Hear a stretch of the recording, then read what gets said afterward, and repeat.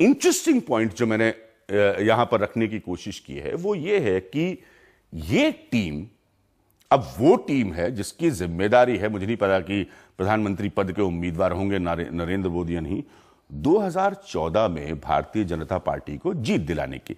पहला सवाल, मैं आपकी बात पूरी रख लूं इनके, पहला सवाल मेरा यह है कि जो चार्ज इस पार्टी पर लग रहा है कि ड्राइंग रूम पॉलिटिशियंस इसकी पॉलिटिक्स दिल्ली में बैठकर डिक्टेट करते हैं, टीम तो एग्जैक्टली वही नजर आती है।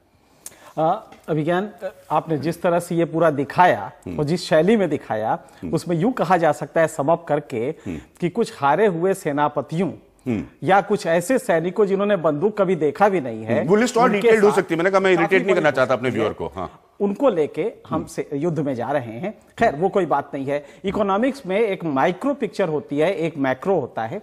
आपने माइक्रो पिक्चर दिखाई, हम जरा मैक्रो पिक्चर देख लें। 1998 में 25.58% पीक वोट था बीजेपी का, जो इसके बीजेपी की पैदाइश से आज तक का हाईएस्ट वोट था वो 1998 में। उसके बाद लगातार बीजेपी गिरती गई, लगातार विदाउट फेल। 99 में, 2004 में, 2009 में। आज हकीकत यह है कि इसके पास सिर्फ 18.6% वोट रह गए हैं। टोटल वोट घट के 8 करोड़ से कुछ कम हो गया है। उसके बरक्स अगर आप देखेंगे तो कांग्रेस का वोट परसेंट लगभग रिटेन हुआ है 27-28 के बीच में। 1.5 गुने का अंतर है बीजेपी। हकीकत यह है कि 98 के बाद हर तीसरे वोटर ने बीजेपी का साथ छोड़ दिया है। शायद यही वजह है कि प्रॉब्लम क्यों हो रही है। जैसे ही सीन से वाजपेयी हटे, जैसे ही आपने आडवाणी को हटाना शुरू किया, तो आपको एहसास नहीं हुआ कि सपोर्ट बेस कितना सरप्टिशियसली गिर जाता है। आपने हटा तो दिया सीन से, आपकी बार भी देखिए तो पूरे रोल में आडवाणी जी के कितना रहा सीमित, आप जानते हैं। हकीकत यह हुआ कि इस पूरी प्रक्रिया में जब संघ कंट्रोल करेगा बीजेपी को, तो संघ एक अच्छा सोशल ऑर्गेनाइजेशन है, लेकिन जब भी वो पॉलिटिक्स पे आता है तो यही प्रॉब्लम होती है कि वो बेसिक्स नहीं समझ पाता। ठीक है बलदेव जी, एक क्विक रिएक्शन के बाद मैं कुमार केतकर के पास जाऊंगा। कांग्रेस की लगातार आलोचना होती है कि उनके यहां ये ड्राइंग रूम पॉलिटिक्स का कल्चर है, और सही है वो आलोचना, उसमें कोई प्रॉब्लम नहीं है ये। लेकिन आज आप जिस तरह की परिस्थिति देख रहे हैं, जो आप चेहरे पैदा कर रहे हैं, जिनको आपने अध्यक्ष, उपाध्यक्ष, सेक्रेटरी, अब ये कौन लोग हैं? ये अपने इलाके के चुनाव नहीं जीत पाते, ये आपकी इलेक्टोरल पॉलिटिक्स का आधार बनाएंगे।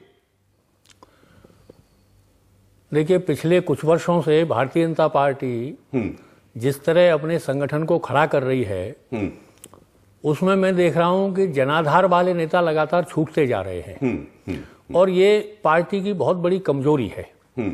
और अगर थोड़ा पीछे आप जाएं तो प्रमोद महाजन के समय से ये मैनेजल स्किल के आधार पर पार्टी चलनी शुरू हुई, कॉर्पोरेट हाउस की तरह, और उसका लगातार नुकसान देखा जाता रहा है। जैसे अभी एनके सिंह जी ने आंकड़े भी दिए, तो इस बात की चिंता करनी पड़ेगी। सवाल 2014, चिंता तो हो ही नहीं रही है, वो तो बिल्कुल रेपिटेशन है उसी तरह के फॉर्मूले का, उसी तरह के फॉर्मूले का रेपिटेशन है। चिंता नहीं करेंगे। 2004 के चुनाव में मैं वो तस्वीर कभी नहीं भूल सकता। अटल बिहारी वाजपेयी को चुनाव जितवाने के लिए लखनऊ में एक मेरे फिल्मी कलाकार मित्र हैं, पुराने बहुत अच्छे मित्र हैं मेरे, अनिल कपूर गए थे कैंपेन करने के लिए। तो मैंने एक बीजेपी के नेता से उस समय पूछा था, मैंने कहा क्या अटल बिहारी वाजपेयी को किसी फिल्मी सितारे के कैंपेन की जरूरत है? ये प्रमोद महाजन का भप्पी झप्पी फॉर्मूला था जिसको पत्रकारों ने और पत्रिकाओं ने लिखा था। क्या इस तरीके से भारतीय जनता पार्टी अपने आप को मोल्ड करने वाली है 2014 के लिए? तो सवाल मेरी दृष्टि में सवाल 2014 में हार जीत का नहीं है। हाँ। मेरी दृष्टि में सवाल सबसे महत्वपूर्ण यह है कि एक बहुत बड़ा वर्ग इस देश में है जो इस देश को लेकर अपनी संकल्पनाओं को बीजेपी के माध्यम से साकार होते देखना चाहता है। उस कसौटी पर बीजेपी लगातार डिटोरिएट हो रही है, तो ये ध्यान रखना पड़ेगा कि बीजेपी इन चीजों को अगर लगातार दोहराती रही और जनाधार वाले नेताओं से कटती रही, तो फिर वो संकल्पनाएं साकार कटती रही नहीं। जो 76 लोगों की लिस्ट है वो काट ही रही है। उन संकल्पनाओं से किसी का वैचारिक मतभेद हो सकता है, पर बीजेपी का मूल आधार वही और वही ताकत है। ठीक है।